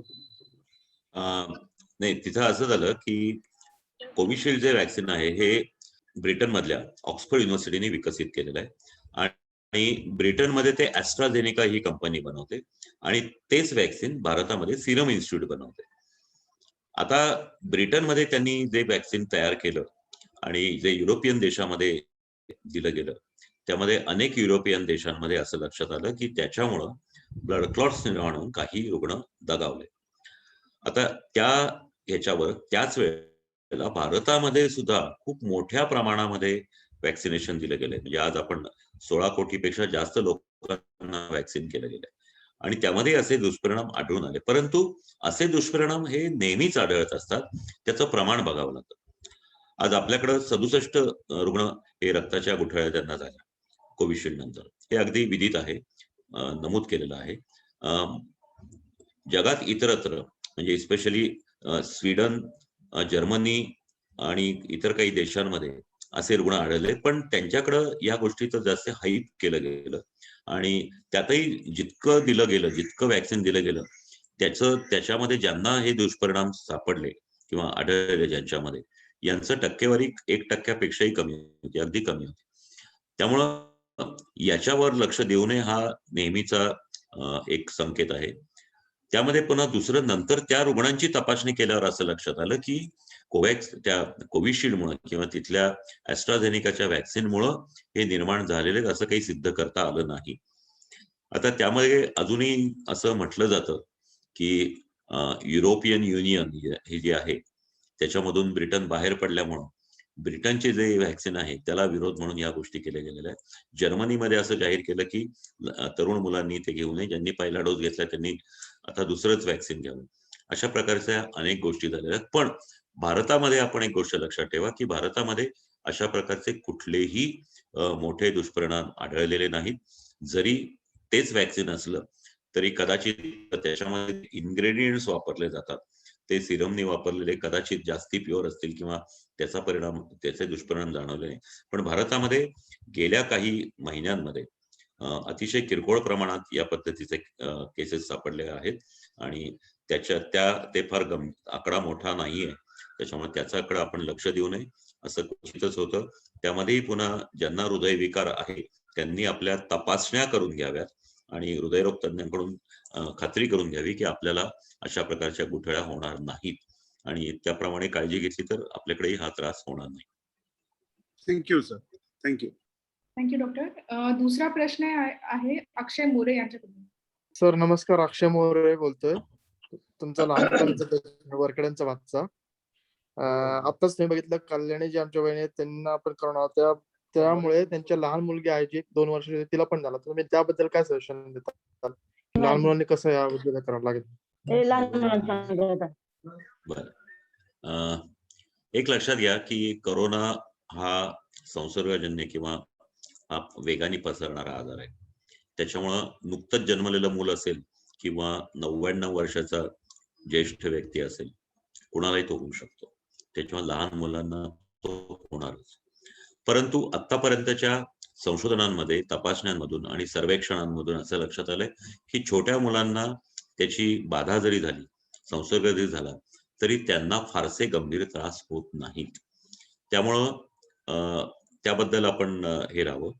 आणि दुसरी गोष्ट म्हणजे त्याच्यामध्ये प्रतिबंधक काही गोष्टी आहेत आणि झाल्यानंतर काय काळजी घ्यायची या गोष्टी आहेत. आपण एक पाहिलं की आता जे दुसरी लाट होती त्याच्यामध्ये 20 ते 45 वयोगटातल्या लोकांना जास्ती त्रास झाले व ते जास्ती बाधित झाले. परंतु त्यामधले बहुसंख्य लोक जे होते त्यांना कुठलीही लक्षणं नव्हती आणि त्यांची तपासणी न झाल्याने त्यांनाही माहिती नव्हतं की आपल्याला आपण बाधित आहोत किंवा आपण पॉझिटिव्ह आहोत. फक्त टेस्ट केली नाही म्हणून आपल्याला माहित नाही. पण त्यांना कोरोना होता असे लोक ज्यावेळेला घरी यायचे आणि आपल्या मुलांमध्ये मिक्स व्हायचे त्यावेळेला त्यांच्यापासून त्यांच्या मुलांना झाला. कारण हे 20 ते 45 वयोगटातल्या मुलांना या व्यक्तींना 10 वर्षाच्या खालची वयाची मुलं होती. आता तुम्हाला कदाचित आठवत असेल तर पहिल्या लाटेच्या वेळेला आपण हे नेहमी सांगितलं होतं की जे लोक कामासाठी बाहेर जात आहेत त्यावेळेला अत्यावश्यक कामासाठी असेल किंवा इतर काही कामासाठी त्यांनी घरी आल्यानंतर आपली पादत्राणं बाहेर काढून ठेवावीत. आलं की तडक बाथरूम गाठावं, कपडे बदलावेत, धुवायला टाकावेत, स्वच्छ आंघोळ करावीत आणि मग दुसरे धुतलेले कपडे घालून घरच्यांमध्ये मिक्स व्हावं. हे फारसं केलं गेलं नाही किंवा अजूनही केलं जात नाही आणि त्याच्यामुळं हा जो वयोगट आहे की जो उद्योगधंदे करतोय हा कमावता गट आहे किंवा मिळवता गट आहे. आपल्या कुटुंबाचं पालन पोषण करण्यासाठी पोशिंदा वर्ग आहे हा. त्याच्यामुळे स्वतःच्या व्यवसायासाठी, धंद्यासाठी, नोकरीसाठी हे लोक बाहेर जातात. हेच लोक ठिकठिकाणी काही खरेदी करणं किंवा मॉलमध्ये जाणं अशा ठिकाणी जातात. बसेसमधून प्रवास करणं हाच वयोगट होता, लोकल्समधून मुंबईला किंवा असं. तर यांना बाधा मोठ्या प्रमाणात होती. त्याच्यामुळे ह्या लोकांनी किंवा प्रत्येक जण आजही बाहेरून आल्यानंतर आपण या गोष्टी करा. पादत्राणा बाहेर काढून ठेवा आणि स्वच्छ अंघोळ करून आपले आहे ते कपडे धुवायला टाकूनच मग एकत्र या. दुसरी गोष्ट अशी की लहान मुलांना जर किरकोळ त्रास झाले तर ते अंगावर काढू नका. बऱ्याचदा आता असं होतं की सर्दी होतेच, विशेषतः 5 वर्षाच्या खालच्या मुलांना नेहमीच सर्दी होत असते, कारण तोपर्यंत त्यांची प्रतिकारशक्ती त्या पद्धतीची डेव्हलप होत नसते. पण ही सर्दी ही करोनाची असू शकेल हे लक्षात घ्या. त्यामुळे त्या लहान मुलांची तपासणी करून घेणं आवश्यक आहे, कारण त्यांना जर असेल तर त्यांना वेळेत काही औषधं देणं आवश्यक आहे. या लहान मुलांमध्ये अनेकांना काही जन्मजात आजार असू शकतात. काही लहान मुलांना जन्मजात मधुमेह असू शकतो, हृदयविकार असू शकतात, किंवा जे काही कंजेनायटल डिसऑर्डर्स असतात त्या असू शकतात. त्याच्यामुळे त्यांनाही काळजी घ्यायला पाहिजे, त्यांना वैद्यकीय तपासणी करायला पाहिजे आणि त्यांची औषधं वेळेवर चालू केली पाहिजेत. आता दुसरं असं की जे अक्षय आता म्हणला की तुम्ही ज्यांचा उल्लेख केला त्यांच्या लहान बाळाला लहान बाळ होतं आणि त्यामुळं परिस्थिती अशी होती की आई बाधित आहे आणि लहान मूल बाधित नाहीये, तर काय काळजी घ्यावी. मुख्य प्रश्न असा असतो की स्तनपान आणि एक छोटं बाळ 1 वर्षापेक्षा लहान बाळ तर आईपेक्षा वेगळं राहू शकत नाही. जर मोठी मुलं असतील तर ठीक आहे, थोडस आरडाओरडा करून आपण त्यांना बाजूला करून ठेवू शकतो किंवा आईला विलगीकरणात घेऊ शकतो. पण 1 वर्षाचं बाळ आहे, तिला विलगीकरण कसं करणार? तर त्यामध्ये मुलाला स्पर्श करण्यापूर्वी आईने हात स्वच्छ धुवावेत. स्पर्श करून झाल्यावर हात परत धुवावेत. नंतर घरात कोणी इतर व्यक्ती असेल, समजा एखादी स्त्री असेल, आजी असेल किंवा काही नणंद असेल, भावजाई असेल, तर आणि ते जर निगेटिव्ह असतील तर त्या बाळाला त्यांच्याकडे द्यावं, स्वच्छ कापडामध्ये गुंडाळावं आणि ते त्याच्याकडे आणून द्यावं स्तनपानासाठी. स्तनपान करण्यापूर्वी स्त्रीने आपल्या स्तनही व्यवस्थित साध्या पाण्याने स्वच्छ करून घ्यावा, बाळाला स्तनपान करावं, झाल्यानंतरही पुन्हा हे करावं. यावेळेला स्वतः मास्क वापरावा. अगदी 1 वर्षाच्या बाळांना मास्क देणं शक्य नसतं, परंतु तुम्ही त्यांना पदराखाली जसं आपण घेतो तसं एखाद्या कव्हरिंग खाली ते घेऊ शकता, म्हणजे जे दुपट्ट्यात आपण गुंडाळलेलं असतं तेही त्यांच्या याच्यावरून ठेवू शकता, ज्या योगे तुमच्या श्वासातून त्यांना जंतू जाणार नाही. एवढी काळजी घेतली तरी पुरे. तसं हे खूप कठीण काम आहे आणि त्यामध्ये मुलांना फारशी औषधही लागत नाही, मुलं बरीही होतात, पण आपल्यापासून संसर्ग होऊ नये यासाठी आपल्याला ही काळजी नक्कीच घ्यायला पाहिजे. Thank you doctor.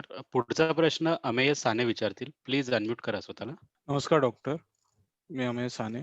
प्रश्न खूप सोपा आहे ऍक्च्युली. जर मला कोविड होऊन गेला असेल तर मला इंजेक्शनचे 2 डोस घ्यायची गरज आहे का एक डोस इनफ आहे? तुम्हाला करोना झाला असो किंवा नसो, तुम्हाला 2 डोस घ्यायला पाहिजेत. तुम्हाला ज्या दिवशी करोना झाला त्याचं जे निदानाची तारीख आहे त्या दिवशीपासून 6 आठवड्यांनी म्हणजे 42 दिवसांनी आपण वॅक्सिन घेऊ शकता, पहिला डोस. आणि त्यानंतर जे काही स्टिप्युलेटेड टाइम असेल त्याप्रमाणे दुसरा डोस. प्रश्न तेव्हा येतो ज्यावेळेला तुम्ही पहिला डोस घेतला आणि त्यानंतर तुम्ही बाधित झाला किंवा तुम्हाला करोनाचा संसर्ग झाला, तर प्रश्न येतो. कारण साधारणतः तुम्हाला 15-20 दिवस झालेत किंवा महिना होत आलाय, आता दुसरा डोस घ्यायची वेळ आली आणि तुम्ही बाधित झाला, तर मग काय हा प्रश्न असतो. कारण पुन्हा तुम्हाला करोना झाल्याच्या दिवसापासून 6 आठवड्यांनी किंवा 42 दिवसांनी दुसरा डोस घ्यायचा. पण तोपर्यंत तुम्ही 42 दिवस घेऊ शकत नाही. या मधल्या काळामध्ये 60-70 दिवस होऊ शकतात. तेव्हा लक्षात घ्या, पहिला डोस तुम्ही घेतलाय तेव्हा घ्या. तुम्हाला करोनाची बाधा झालेल्या दिवसापासून 42 दिवसांनी दुसरा डोस घ्या. मग मध्ये कितीही अंतर पडलेलं असेल. थँक्यू. Thank you doctor. दुसरा प्रश्न आपल्याकडे अरुण निमन सरांचा आहे. नमस्कार सर, मी अरुण निमन बोलतोय. बोला. सर, पहिला डोस आता आपण उत्तर दिलं, त्यामुळे तो पहिला डोस वाया जातो का दोन्ही डोस नंतर घ्यावे लागतात करोना झाल्यानंतर? नाही, तुम्हाला वाया वगैरे जात नाही.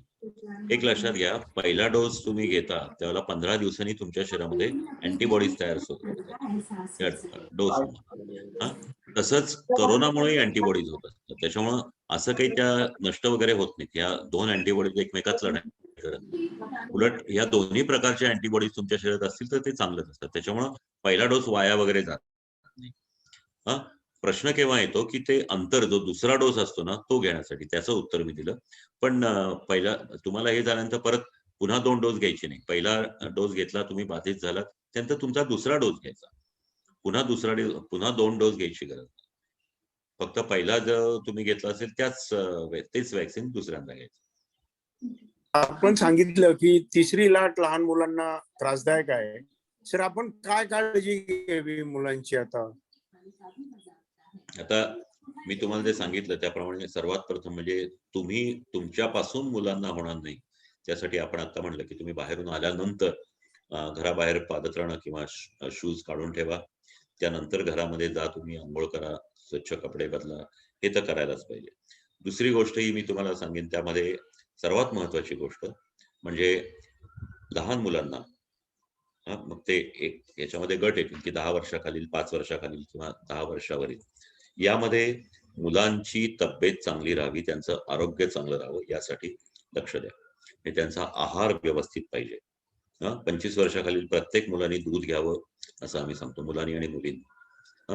तर त्यांना हे जे आपण चौरस आहार म्हणतो किंवा समतोल आहार म्हणतो, बॅलन्स डाएट, हे जायला पाहिजे. वेळच्या वेळेला योग्य प्रमाणात जायला पाहिजे. उगाचच आता सध्या हॉटेल्स बंद आहेत, परंतु पार्सल डिलिव्हरी चालू होतं. मी अनेकदा बघतो की वेगवेगळ्या हॉटेल्स मधली पार्सल्स मुलांच्या आग्रहाखातर मागवली जातात. तर ते टाळा. बाहेरचं खाणं शक्यतो नको. घरामध्ये तयार केलेले पदार्थ तुम्ही व्यवस्थित मुलांना द्या. ताजं आणि गरम जेवण द्या, योग्य समतोल याच्यामध्ये. दुसरी गोष्ट म्हणजे व्यायाम. अगदी छोट्या मुलांचा प्रश्न येत नाही, पण जे 10 वर्षावरील मुलं आहेत त्यांनी व्यायाम करायलाच पाहिजे, प्रत्येकाला आवश्यक आहे.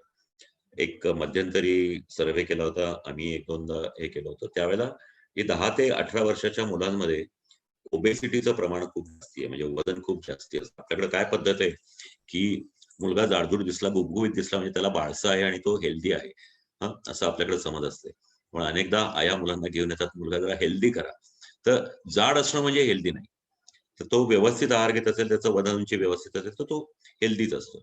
परंतु विनाकारण वजन वाढू नये यासाठी खाण्यावरही विनाकारण तेलकट, तुपट अशा गोष्टी जास्ती देऊ नये, किंवा हे जे जंक फूड आहेत किंवा फास्ट फूड आहेत हे फार देऊ नये. त्याचप्रमाणे व्यायाम करणं आवश्यक असतो. मग या मुलांना किंवा मुलींना घरच्या घरी जोर बैठका, मुलीवरच्या उड्या मुलींसाठी विशेषतः, त्यानंतर सूर्यनमस्कार किंवा योगासनं या पद्धतीच्या गोष्टी करायला लावा, किंवा तुम्ही त्यांच्याकडून करून घ्या, तुम्हीही करा. त्यामुळे व्यायाम आणि विश्रांती तिसरी आवश्यक असते. विश्रांतीमध्ये योग्य वेळेला किमान 6 तास, 7 तास, 8 तास जी काही त्याची झोप असेल ती व्यवस्थित व्हायला पाहिजे. आज परिस्थिती अशी आहे की लॉकडाऊनमुळे कुठं बाहेर जायचं नाही, त्याच्यामुळे मुलं दिवस दिवस सिनेमा, टीव्ही बघत असतात. मग काही कुठं वेब सिरीज बघत राहतात किंवा कम्प्युटरवर गेम खेळत राहतात दिवस दिवस, सोशल मीडियामध्ये जास्ती इन्व्हॉल्व्ह होतात. तर या गोष्टींमध्ये फार वेळ घालवू नका, योग्य वेळी करा, बाकीच्या वेळेला करमणूक म्हणून करा, पण झोप मात्र ठराविक वेळेला त्यांची व्हायला पाहिजे. त्याच्यामुळे लक्षात ठेवा की आपली जी प्रतिकार शक्ती असते, आपल्याला जन्मजात काही मिळते, काही आईच्या पहिल्या स्तनपानातून बाळांना प्रतिकार शक्ती मिळते आणि काही लसीकरणामधून मिळलेली असते. ही जी प्रतिकार शक्ती असते, ही प्रतिकार शक्ती हे आरोग्याचे 3 नियम, योग्य आणि समतोल आहार, त्यानंतर योग्य तो व्यायाम आणि योग्य ती विश्रांती घेतली तर ती प्रतिकार शक्ती शाबूत राहते. आणि त्या दृष्टीने प्रयत्न करा. कुठलीही औषध दिलेली प्रतिकार शक्ती वाढत नाही. अमुक घ्या, तमुक घ्या, अमुक गोळ्या खा, अमुक काढे प्या, त्यांनी वाढत नाही. त्यांनी ते वेगळं काम असतं. तर मुलांना मुद्दाम टॉनिक द्यायचा प्रयत्न करू नका, ह्या गोष्टी द्या. हे झालं त्यांच्या आरोग्याबद्दल. दुसरी महत्वाची गोष्ट म्हणजे 5 वर्षाखालील मुलांचं लसीकरण असतं, ते चुकवू नका. मागच्या वेळेला माझ्या असं लक्षात आलं की अनेकांना असं वाटत होतं की आता हॉस्पिटल बंद आहेत, त्याच्यामुळे अनेक बालकांचे डोसेस बुडले. आपण जे 5 वर्षाच्या आतल्या मुलांना जे आपण ट्रिपल पोलिओ, हेपॅटायटिस ए, रोटाव्हायरस ही जी इंजेक्शन देतो, ही जी लसी देतो, त्या व्यवस्थित द्या, कारण त्याच्यामुळे त्यांची तब्येत नीट राहणार आहे.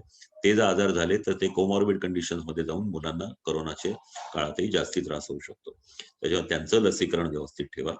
आणि सर्वात महत्वाची गोष्ट म्हणजे आत्ताच्या याच्यामध्ये तुम्ही जर आता पाहिलं तर गेल्या वर्ष 1.5 वर्षामध्ये ही जी लहान मुलं आहेत त्यांच्यामध्ये मानसिक प्रॉब्लेम निर्माण झालेले दिसून येतात.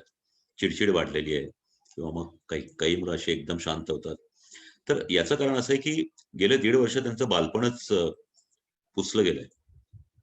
ते जाऊन खेळणं, गप्पा मारणं, या गोष्टी नाही झाल्यात, परगावी जाणं, वेगवेगळ्या गोष्टी हे करणं, दिवस रात्र त्यांच्या समोर आई वडील असतात, शेजारी मुलांबरोबर फार खेळायचं नाही. या सगळ्या गोष्टींमुळे या मुलांवर थोडाफार मानसिक परिणाम झाला. कितीही ते कम्प्युटर खेळले, कितीही त्यांनी तिथं सिरीज बघितल्या, तरी सुद्धा मनामध्ये हा जो तणाव असतो, हा मुलांच्या मध्ये वेगळ्या पद्धतीचा तणाव असतो, हे निश्चितच दिसून येतं. त्यामधून बाहेर पडण्यासाठी मुलांना, म्हणजे थोड्या मोठ्या मुलांना किंवा छोट्या मुलांना असं करू शक्य की मेडिटेशन किंवा ध्यान या गोष्टींची सवय लावा. काही छंद विकसित करा. हे खूप महत्वाचं आहे. जरी तिसरी लाट आली तरी ह्या गोष्टी जर आपण केल्या, छंद विकसित करा किंवा काही त्यांना हॉबीज, काही गायन असेल, चित्रकला असेल, मुलींच्या बाबतीत नृत्य असेल किंवा काही जे असेल त्याचं तुम्हाला जे आवडतं त्याच्यामध्ये मन रिझवा. तर ह्या गोष्टी जर केल्या तर त्यांचं आरोग्य उत्तम राहील आणि करोनाच्या साथीमध्ये ते व्यवस्थित राहतील. आणि सर्वात महत्वाची गोष्ट म्हणजे हे जे कोविड अप्रोप्रिएट बिहेवियर आहे, हे मास्क घालणं, हात स्वच्छ धुणं आणि बाहेर न जाणं, ह्या ज्या गोष्टी आहेत ह्या मुलांवर ठसवा. हात कसे धुवायचे, स्वच्छ धुवायचे म्हणजे काय धुवायचे, घरामध्ये असताना साबण पाण्याने धुवायचे, सॅनिटायझर विनाकारण वापरून देऊ नका.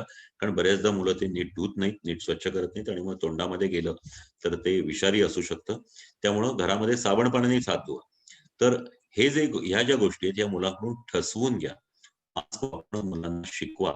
कारण ह्या ज्या गोष्टी आहेत या पुढे करोना कमी झाला, लॉकडाऊन कदाचित मुलांच्या शाळा सुरू झाल्या तरी सुद्धा ह्या गोष्टी ज्या आहेत ह्या काही वर्ष चालूच राहणार. त्याच्यामुळे हे कोविड अप्रोप्रिएट बिहेवियर, कोविडच्या टाळण्यासाठीचे प्रतिबंधक उपाय आहेत, हे मुलांकडून घडवून घ्या. अशा अनेक गोष्टी आहेत.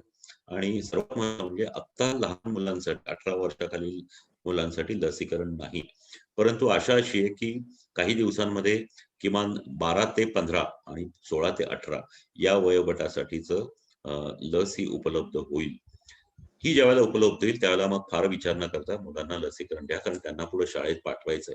कदाचित ही लसीकरण सुरू झाल्यानंतर असा नियमही येईल की ज्यांनी लसीकरण घेतलंय त्यांना शाळेत यायला परवानगी आहे. तर या पद्धतीचे लक्ष घेतलं, आपण जर लक्ष दिलं मुलांकडे, तर आपले हे जे चिमुकले आहेत, लहानगे आहेत, आपली जे प्रिय ही जी मुलं आहेत त्यांचं आपल्याला हे करत त्यांच्याबद्दल आपल्याला नक्कीच काळजी घेता येईल. आभारी आहे सर. सर, पुढचा प्रश्न मी घेतो. ऍक्च्युली 3-4 लोकांनी प्लाझ्मा रिलेटेड प्रश्न विचारलेत. कोरटकर मॅडम, तेजस चांदवड सर आणि नंदू घाटे वगैरेंनी, की प्लाझ्मा संदर्भात थोडे मल्टिपल क्वेश्चन्स आहेत. पहिला प्रश्न म्हणजे प्लाझ्मा आणि ब्लड मधला फरक काय? दुसरा, तो कधी देता आपण येतो? एक एक घेऊ. हां, बरं, ठीक आहे. प्लाझ्मा आणि ब्लड मधला प्लाझ्मा हा ब्लडचाच भाग असतो. रक्तामधल्या ज्या पेशी असतात, पांढऱ्या पेशी, तांबड्या पेशी आणि प्लेटलेट्स, या बाजूला काढल्यावर जो द्रव पदार्थ उरतो त्याला प्लाझ्मा म्हणतात. आणि ज्या अँटीबॉडीज असतात त्या त्याच्यामध्ये असतात. त्याच्यामुळे हा प्लाझ्मा हा अँटीबॉडीज असल्यामुळं आपण पेशंट्सना देतो. त्याच्यामुळे हा फरक. व्हॅक्सिन घ्यायच्या अगोदरच प्लाझ्मा दिला पाहिजे किंवा व्हॅक्सिन घेतल्यानंतर किती दिवसांनी प्लाझ्मा देता येतो? यामध्ये थोडंसं हे एक लक्षात घ्या की तुम्ही आजारी पडल्यानंतर 1 महिन्यानी तुम्हाला प्लाझ्मा डोनेशन करता येतं. या काळात जर तुम्ही व्हॅक्सिन घेतलं असेल तर आणखीन 1 महिना थांबावं, अशा पद्धतीच्या गाईडलाईन्स आहेत. परंतु अगदी हे प्रत्येक देशात वेगळ्या आहेत. अमेरिकेमध्ये 15 दिवस सांगतात, आपल्या इथं 1 महिना, 1.5 महिना सांगतात. पण व्हॅक्सिन घेतल्यानंतर तुम्ही 1 महिन्यानंतर प्लाझ्मा देऊ शकता. त्यानंतर असं बरेच वेळेला झालंय की वुमन्सना प्लाझ्मा डोनेट करण्यापासून थांबवलं गेलंय. तर त्याच्या बाबतीत आपलं काय मत आहे? 2च गोष्टी आहेत की ज्या स्त्रियांना प्रेग्नन्सी आहे त्यांनी प्लाझ्मा देऊ नये. ज्या स्त्रिया बाळांना अंगावर पाजतात त्यांनी प्लाझ्मा देऊ नये. त्यांना तसंही व्हॅक्सिन देण्याची बंदी आहे. म्हणजे व्हॅक्सिनही त्यांना दिलं जात नाही. तर त्यांना प्लाझ्मा हा दिला जात नाही. त्यांचा प्लाझ्मा दिला जातो. ओके. समीर गुंजाळ सरांनी हात वर केलाय. सर, अनम्यूट करा आणि प्रश्न विचारा प्लीज. नमस्कार सर. धन्यवाद तुमच्या मार्गदर्शनाबद्दल. सो माझा प्रश्न असा आहे की काही वेळापूर्वी व्हॅक्सिनेशनच्या साईड इफेक्टवर आपली चर्चा झाली की काही लोकांना ब्लड क्लॉट झाले. तर असं काही त्यांच्या अभ्यासातून असं आलंय का की अशा काही लोकांनाच ते ब्लड क्लॉटिंगचा असा साईड इफेक्ट होऊ शकतो, किंवा ज्यांना झालाय त्यांच्यावर आपण म्हणजे त्या देशात त्याच्यावर अभ्यास केला आणि त्याच्यातून असं अभ्यासातून निदर्शनास आलं की अशा लोकांना त्या व्हॅक्सिनेशनचे साईड इफेक्ट होऊ शकतात. ब्लड क्लॉट होऊ शकतात? त्याच्यावर खात्रीलायक संशोधन झालेलं नाही, पण अनेक विचार मांडले गेलेले आहेत की ज्यांना हृदयविकार असतो, ज्यांचं कोलेस्ट्रॉल खूप जास्ती आहे, ज्यांच्या शरीरातलं CRP म्हणून जो प्रकार असतो तो खूप जास्ती आहे, म्हणजे कोविड नसतानाही, आणि ज्यांना मुळातच गुठळ्या होण्याचा म्हणजे त्यांच्या रक्तामध्येच दोष आहेत. आपलं रक्त हे प्रवाही असतं आणि त्याच्यामध्ये ते आपल्या शरीराबाहेर ज्याला होतं जखम त्याला ते गोठतं, तर ते काही गोठण फॅक्टर्स असतात, क्लॉटिंग फॅक्टर्स असतात, तेच ज्यांच्यामध्ये काही कमी जास्ती असतील तर त्यांना तशी गाठी होऊ शकतात. म्हणजे तुम्हाला माहितीये की प्रोलॉंग काळ, रादर एखाद्या ऑपरेशन नंतर किंवा काही आजारपणात जर खूप काळ रुग्ण झोपून राहिला तर त्यांच्या शरीरामध्ये रक्ताच्या गाठी होतातच. त्याच्यामुळं हे रक्ताच्या गाठी व्हायला व्हॅक्सिनचीच गरज असते असं नाही. त्याच्यामुळे असे ज्यांना आजार आहेत त्यांना पूर्ण तपासणी करून त्यांना रक्ताच्या गाठी होणार नाहीत अशा पद्धतीची औषधं चालू करून त्यांनी लस घ्यावी असं सांगितलं गेलं. परंतु आता मगाशी मी सांगितलं त्याप्रमाणे की ज्यावेळेला डिटेल स्टडी झाले या पेशंटचे, त्यावेळेला असं लक्षात आलं की जे 85 वर्षापेक्षा जास्ती सिनियर होते आणि ज्यांना हृदयविकार किंवा कोलेस्ट्रॉलचे त्रास होते, ज्यांच्यामध्ये CRP जे 0 to 6 असतं ते CRP 4 पेक्षा जास्ती आहे, अशा व्यक्तींना गाठी झाल्या असं त्यांच्या लक्षात आलं. त्याच्यामुळे अशा व्यक्तींनी काळजी घेऊन व्हॅक्सिन घ्यावं. ते घेण्याआधी आपल्या हृदयरोग तज्ञांना दाखवावं आणि मगच ते घ्यावं, एवढं मी नक्की सांगू शकेन. धन्यवाद डॉक्टर, धन्यवाद. Thank you doctor. पुढचा प्रश्न डॉक्टर नेहा कुडाले यांचा आहे. लहान मुलांसाठी किंवा युथसाठी आपण कुठला मल्टीव्हिटॅमिन्सचा कोर्स करू शकतो का, आणि जर असेल तर तुम्ही कुठल्या मल्टीव्हिटॅमिन्सचा सजेस्ट करता का? हा प्रश्न थोडासा नेहमी विचारला जाणार आहे. पहिली गोष्ट म्हणजे आपण नेहमी म्हणतो की खाते पिते घर के बच्चों को मल्टीव्हिटॅमिनची गरज नसते, कारण आपल्या आहारामधून सगळे व्हिटॅमिन मिळत असतात, मग कशाला ती द्यायची? मल्टीव्हिटॅमिन घेतल्यामुळं आपण खूप शक्ती वाढते असं नसतं. उलट व्हिटॅमिन जे आहेत त्याच्यामध्ये विशेषतः व्हिटॅमिन बी हे सगळीकडे घेतलं तर बी कॉम्प्लेक्स किंवा हे या दृष्टीने, तर ते जर जास्ती झालं तर ते लघवीमधून निघून जातं. म्हणजे त्याचा फारसा गरज असते असे नाही. आपल्या नॉर्मल चौरस आहारामध्ये यांना आपण जर घेतलं, ज्यांनी नॉनव्हेज खातात त्यांनी नॉनव्हेज, किंवा जे नॉनव्हेज खात नाहीत त्यांनी पालेभाज्या किंवा इतर पदार्थ जर आपण खाल्ले तर तुम्हाला भरपूर व्हिटॅमिन मिळतात. म्हणून वेगळ्या व्हिटॅमिनची गरज नसते. उलट ते एक ती फॅशन होती मध्यंतरीच्या काळात की व्हिटॅमिन घ्या, टॉनिक घ्या. फक्त जर रक्त तपासल्यानंतर तुमच्या शरीरामध्ये व्हिटॅमिन बी कमी असेल तरच ते घ्यावं. दुसरी गोष्ट व्हिटॅमिन डी ची आहे. व्हिटॅमिन डी जे आहे ते सुद्धा जास्ती प्रमाणात घेतलं गेलं तर ते लघवीमधून निघून जात नाही, ते शरीरामध्ये साचतं आणि त्याच्यामुळं त्याचं जर प्रमाण जास्ती झालं तर खूप सिरियस त्रास होऊ शकतात. म्हणजे अगदी झटके येणं किंवा बेशुद्ध होणं असेही त्रास होऊ शकतात. हायपर व्हिटॅमिनोसिस डी असं त्याला म्हणतात. तर हे जे आहे त्यामुळं आपण त्याच्याही नादी लागू नये. आता एक असं ऑब्झर्वेशन आहे की कोरोनाच्या काळामध्ये व्हिटॅमिन बी, व्हिटॅमिन सी, व्हिटॅमिन डी आणि झिंक जर घेतलं गेलं तर त्यांनी प्रतिकार शक्ती चांगली राहते. लक्षात घ्या, राहते.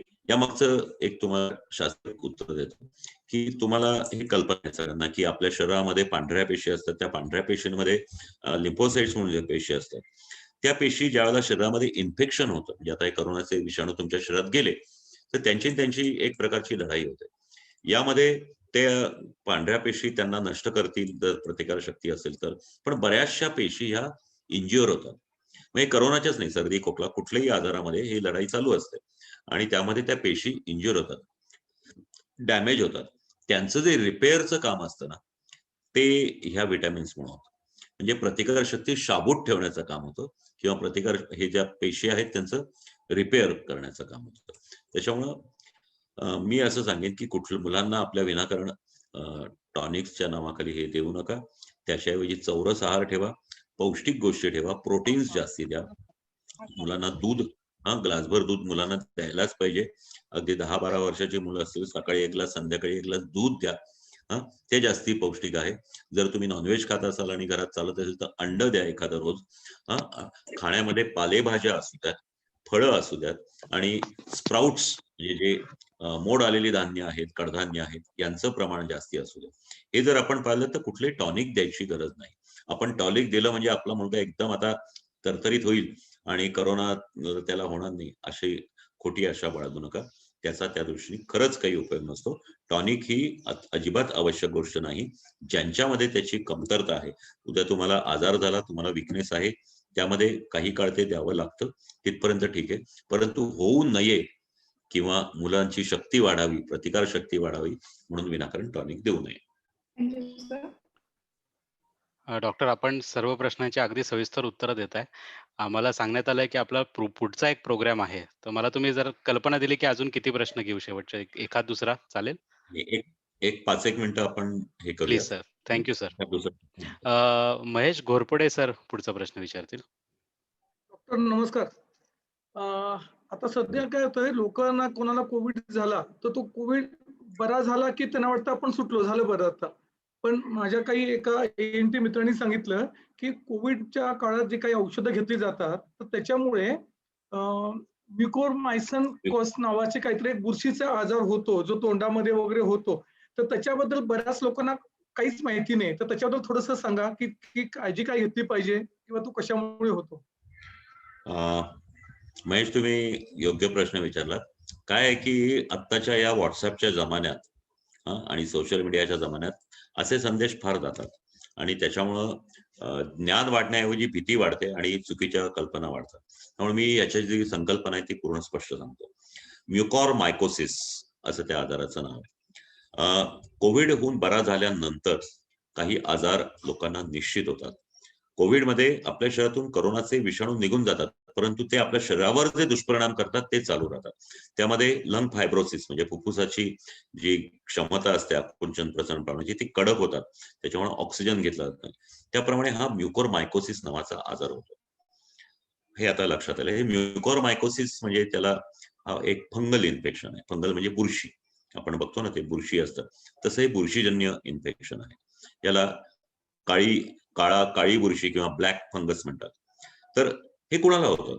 तर कोविड ज्या काळात लोकांना होतो त्या काळामध्ये त्या व्यक्तीला जर डायबिटीस सुद्धा असेल, म्हणजे कोविड आहे, डायबिटीस झालेल्या व्यक्तीला जर कोविड झाला आणि त्या व्यक्तीला त्याच्या ट्रीटमेंटच्या दरम्यान जर मोठ्या प्रमाणात स्टिरॉइड्स दिली गेली तर त्याची प्रतिकार शक्ती पूर्ण दबली जाते आणि अशा वेळेला तो बरा होऊन बाहेर गेल्यानंतर हा त्याच्या अनेक इन्फेक्शन होऊ शकतात की मुळात प्रतिकार शक्ती नाही म्हणून अनेक इन्फेक्शन, अनेक रोगजंतू जे शरीरामध्ये पसरलेले असतात किंवा हवेमध्ये पसरलेले असतात ते तुमच्या शरीरात जातात आणि तुम्हाला इन्फेक्ट करतात. याला ऑपॉर्च्युनिस्टिक इन्फेक्शन म्हणतात की ती संधी साधतात.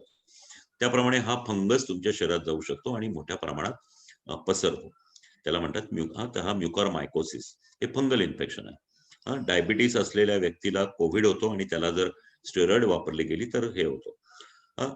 मात्र हे प्रमाण खूप दुर्मिळ आहे. म्हणजे खूप आता जे काही आपल्या देशामध्ये 2 कोटी पेक्षा जास्ती लोक बाधित झालेले आहेत. आपल्या देशामध्ये जवळजवळ 2,23,00,000 झालेले आहेत आणि 200 केसेस सापडलेले आहेत. म्हणजे प्रमाण खूप कमी आहे, त्यामुळे घाबरायचं कारण नाही.